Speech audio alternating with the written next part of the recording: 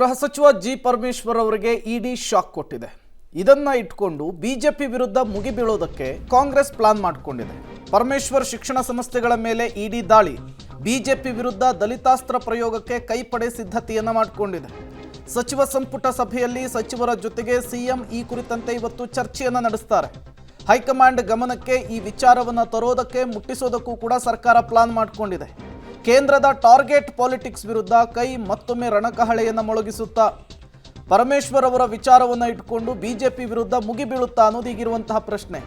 ಈ ಹಿಂದೆ ಡಿ.ಕೆ. ಶಿವಕುಮಾರ್ ವಿಚಾರದಲ್ಲಿ ಇಡಿ ವಿಚಾರವನ್ನು ಇಟ್ಕೊಂಡು ಹೇಗೆ ಇವರು ಟ್ಯಾಕಲ್ ಮಾಡಿದ್ರು, ಅದಾದಮೇಲೆ ನ್ಯಾಷನಲ್ ಹೆರಾಲ್ಡ್ ವಿಚಾರದಲ್ಲಿ ಸೋನಿಯಾ ಗಾಂಧಿ ರಾಹುಲ್ ಗಾಂಧಿಗೆ ನೋಟಿಸ್ ಕೊಟ್ಟಂತಹ ಸಂದರ್ಭದಲ್ಲಿ ಕಾಂಗ್ರೆಸ್ ಅದನ್ನು ಹೇಗೆ ಫೇಸ್ ಮಾಡಿತ್ತು, ನಾಗೇಂದ್ರ ಅವರನ್ನು ಇಡಿ ವಿಚಾರಣೆಗೆ ಒಳಪಡಿಸಿದಂತಹ ಸಂದರ್ಭದಲ್ಲಿ ಹೇಗೆ ಹೋರಾಟ ಮಾಡಿದ್ರು, ಅದೇ ರೀತಿಯಲ್ಲಿಯೇ ಬ್ಯಾಕ್ ಟು ಬ್ಯಾಕ್ ಕಾಂಗ್ರೆಸ್ ನಾಯಕರನ್ನೇ ಇಡಿ ಟಾರ್ಗೆಟ್ ಮಾಡ್ತಾ ಇದೆ, ಸಿಬಿಐ ಟಾರ್ಗೆಟ್ ಮಾಡ್ಕೊಳ್ತಾ ಇದೆ.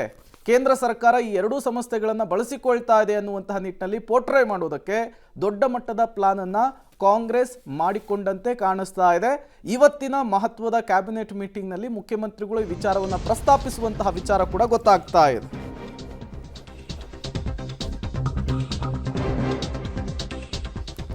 ಇಂದು ಕಾಂಗ್ರೆಸ್ನ ಮುಂದಿನ ನಿಲುವು ಪ್ರಕಟ ಆಗೋ ಸಾಧ್ಯತೆ ಕೂಡ ಇದೆ. ಇಂದಿನ ಸಚಿವ ಸಂಪುಟ ಸಭೆಯಲ್ಲಿ ಸಚಿವರ ಜೊತೆಗೆ ಸಿಎಂ ಈ ಕುರಿತಾದಂತೆ ಚರ್ಚೆಯನ್ನ ಮಾಡ್ತಾರಂತೆ. ಬಿಜೆಪಿ ವಿರುದ್ಧ ಹೋರಾಟಕ್ಕೆ ಅಭಿಪ್ರಾಯ ಪಡೆಯೋದಕ್ಕೆ ಸಿಎಂ ಚಿಂತನೆ ಮಾಡ್ತಾರಂತೆ. ಪರಮೇಶ್ವರ್ ಪರ ಒಗ್ಗಟ್ಟು ಪ್ರದರ್ಶನಕ್ಕೆ ತೀರ್ಮಾನಿಸೋ ಸಾಧ್ಯತೆ ಇದೆ. ಪರಮೇಶ್ವರ್ ಬೆಂಬಲಿಸಿ ಕೇಂದ್ರದ ವಿರುದ್ಧ ಹೋರಾಟ ಮಾಡೋದಕ್ಕೆ ಒಂದು ಚಿಂತನೆಯನ್ನು ಮಾಡ್ತಾ ಇದ್ದಾರೆ. ಬಟ್ ವರಿಷ್ಠರ ಸಲಹೆಯನ್ನ ಪಡ್ಕೊಂಡೆ ಕೇಂದ್ರದ ವಿರುದ್ಧ ನಾವು ಹೋರಾಟ ಮಾಡಬೇಕು ಅಂತ ಹೇಳಿ ತೀರ್ಮಾನವನ್ನು ಮಾಡ್ಕೊಳ್ತಾರಂತೆ. ಕೇಂದ್ರದ ತನಿಖಾ ಸಂಸ್ಥೆಗಳ ದುರ್ಬಳಕೆ ಆಗ್ತಾ ಇದೆ ಅಂತ ಆರೋಪಿಸಿ ಈ ಹೋರಾಟವನ್ನು ಮಾಡಬೇಕು ಅನ್ನೋದು ಬಹುತೇಕ ಕಾಂಗ್ರೆಸ್ ನಾಯಕರ ಇಂಗಿತ. ಬಟ್ ಇಲ್ಲಿ ಕೆಲ ಪ್ರಶ್ನೆಗಳು ಬರುತ್ತೆ.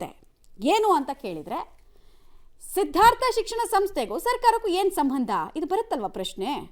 ಏನಾದರೂ ಒಂದು ವೇಳೆ ಸರ್ಕಾರ ಇದ್ರ ಪರವಾಗಿ ನಿಂತ್ಕೊಂಡ್ರೆ ರಾಜಕೀಯ ನಾಯಕರು ಸ್ಟೇಟ್ಮೆಂಟ್ಗಳನ್ನು ಕೊಡೋದು ಬೇರೆ.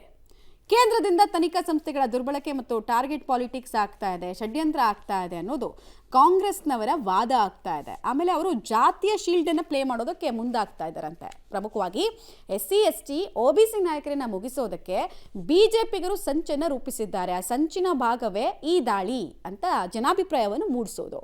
ಪರಮೇಶ್ವರ್ ದಲಿತ ನಾಯಕ, ಉದ್ದೇಶಪೂರ್ವಕವಾಗಿ ಅವರನ್ನು ಟಾರ್ಗೆಟ್ ಮಾಡಲಾಗ್ತಾ ಇದೆ ಅನ್ನೋದು ಕಾಂಗ್ರೆಸ್ನವರು ವರ್ಷನ್. ಬಟ್ ಇದಕ್ಕೆ ಕೌಂಟರ್ ಇದೆ. ಜಾತಿ ಶೀಲ್ಡನ್ನು ಇಲ್ಲಿ ಯಾಕೆ ತರ್ತಾ ಇದ್ದೀರಾ ಅನ್ನೋದು ಒಂದು ಪ್ರಶ್ನೆ. 2019ರಲ್ಲಿ ಪರಮೇಶ್ವರ್ ಅವರ ನಿವಾಸ ಮತ್ತು ಸಂಸ್ಥೆಗಳ ಮೇಲೆ IT ದಾಳಿ ಆಗಿತ್ತು. ದಾಳಿಯ ಸಂದರ್ಭದಲ್ಲಿ ಕೋಟ್ಯಾಂತರ ರೂಪಾಯಿ ಹಣ ಕೂಡ ಪತ್ತೆ ಆಗಿತ್ತು. ಬಟ್ ಇವ್ರು ಹೇಳ್ತಾ ಇರೋದೇನೆಂದರೆ 6 ವರ್ಷಗಳ ಬಳಿಕ ಈಗ ಇಡಿಯಿಂದ ಮತ್ತೆ ದಾಳಿ ಆಗಿದೆ. ಇದು ಟಾರ್ಗೆಟ್ ಪಾಲಿಟಿಕ್ಸ್ ಅಥವಾ ದುರುದ್ದೇಶಪೂರಿತ ದಾಳಿ ಅಂತ ಇದನ್ನು ರಾಜಕೀಯಗೊಳಿಸೋದಕ್ಕೆ ಪ್ಲಾನ್ ಮಾಡ್ಕೊಂಡಂಗೆ ಕಾಣಿಸ್ತಾ ಇದೆ. ಆಮೇಲೆ ಇದನ್ನು ಒಂದು ನರೇಟಿವ್ ಕೂಡ ಸೆಟ್ ಮಾಡಬೇಕು. ಪರಮೇಶ್ವರ್ ಅವರು ದಲಿತ ಸಮುದಾಯದಿಂದ ಬಂದವರು, ಆಮೇಲೆ ಪ್ರಭಾವಿ ದಲಿತ ನಾಯಕರು ಕೂಡ ಹೌದು, ಅವ್ರ ಮೇಲೆ ಇದು ರಾಜಕೀಯ ಪ್ರೇರಿತ ದಾಳಿ ಅಂತ ನರೇಟಿವ್ ಸೆಟ್ ಮಾಡೋದಕ್ಕೆ ಕಾಂಗ್ರೆಸ್ ಸಿದ್ಧತೆಯನ್ನು ಮಾಡ್ಕೊಳ್ತಾ ಇದೆಯಂತೆ. ಹಾಗೆ ಬಿಜೆಪಿ ತನಿಖಾ ಸಂಸ್ಥೆಗಳ ದುರ್ಬಳಕೆಯನ್ನು ಮಾಡ್ಕೊಳ್ತಾ ಇದೆ. ಮತ್ತೆ ಇವ್ರು ಕೇಳ್ತಾ ಇರೋ ಪ್ರಶ್ನೆ, ಹಾಗಾದ್ರೆ ಬಿಜೆಪಿ ಮತ್ತು JDS ನಾಯಕರು ಎಲ್ಲರೂ ಕೂಡ ಸತ್ಯ ಹರಿಶ್ಚಂದ್ರನ ತುಂಡ, ಅವ್ರ ಮೇಲೆ ಯಾಕೆ ರೇಡ್ ಆಗ್ತಾ ಇಲ್ಲ, ಯಾವ ನಾಯಕರ ಮೇಲೆ ರೇಡ್ ಆಗಿದೆ ಅಂತ ಅವ್ರದ್ದು ಪ್ರಶ್ನೆ.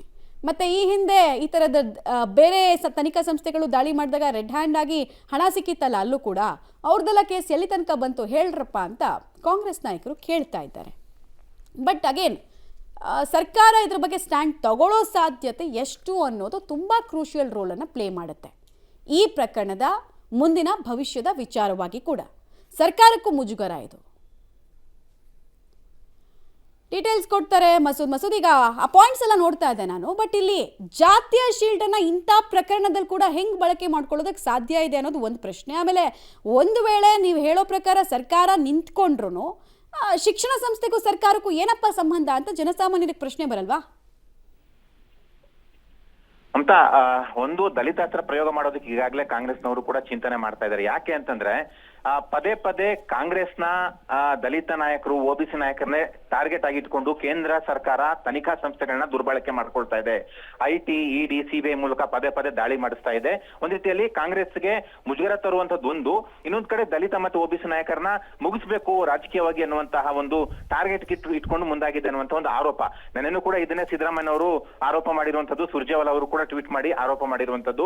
ಇಲ್ಲಿ ರಾಜಕಾರಣ ಅಂತಂದ್ರೆ ಜಾತಿ ಅಸ್ತ್ರವನ್ನ ಮಾಡಲೇಬೇಕು, ಪ್ರಯೋಗ ಮಾಡಲೇಬೇಕು, ಯಾಕಂದ್ರೆ ಅದನ್ನ ಮುನ್ನೆಲೆಗೆ ತರಲೇಬೇಕು.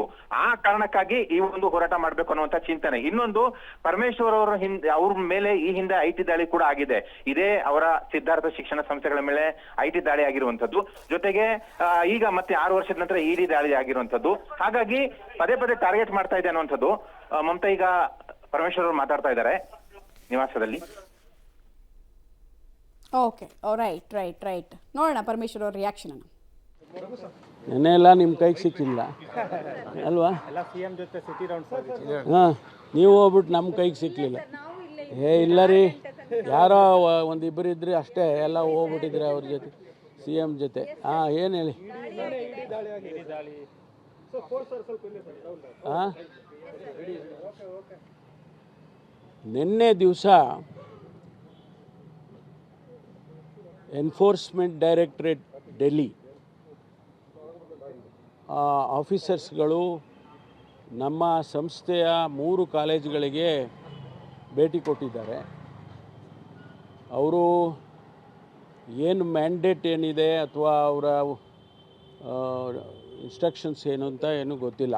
ಅವರು ನಮ್ಮ ಕಾಲೇಜಿಗೆ ಭೇಟಿ ಕೊಟ್ಟು ನಮ್ಮ ಅಕೌಂಟ್ಸ್ಗಳನ್ನೆಲ್ಲ ಕೇಳಿದ್ದಾರೆ.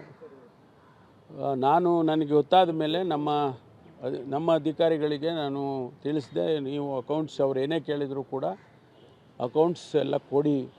ಅವರು ಏನು ಅಕೌಂಟ್ಸ್ ಕೇಳ್ತಾರೆ, ಎಷ್ಟು ವರ್ಷದ ಕೇಳ್ತಾರೆ, ಆಡಿಟೆಡ್ಡು ಅಥವಾ ಈ ವರ್ಷದ್ದಿನ್ನೂ ಆಡಿಟ್ ಆಗಿರೋದಿಲ್ಲ, ಮೊದಲಿನ ವರ್ಷಗಳದ್ದೆಲ್ಲ ಆಡಿಟ್ ಆಗಿರೋದು, ಅವ್ರು ಎಷ್ಟು ವರ್ಷದ ಕೇಳ್ತಾರೋ ಎಲ್ಲ ಕೊಡಿ ಅಂತ ಹೇಳಿದೆ. ಅವರು ಅದನ್ನೆಲ್ಲ ಪರಿಶೀಲನೆ ಮಾಡಿಕೊಂಡಿದ್ದಾರೆ. ಇವತ್ತು ಕೂಡ ಮುಂದುವರೆದಿದೆ, ಅವರು ವೆರಿಫಿಕೇಷನ್ಸು ಎಲ್ಲ ಮುಂದುವರೆದಿದೆ. ಅದು ಉದ್ದೇಶ ನಮಗೆ ಗೊತ್ತಿಲ್ಲ. ಅದರಿಂದ ನಾವು ಎಲ್ಲ ರೀತಿಯ ಸಹಕಾರವನ್ನು ಕೂಡ ಇಡಿ ಅಧಿಕಾರಿಗಳಿಗೆ ಕೊಟ್ಟಿದ್ದೇವೆ, ಕೊಡ್ತೇವೆ.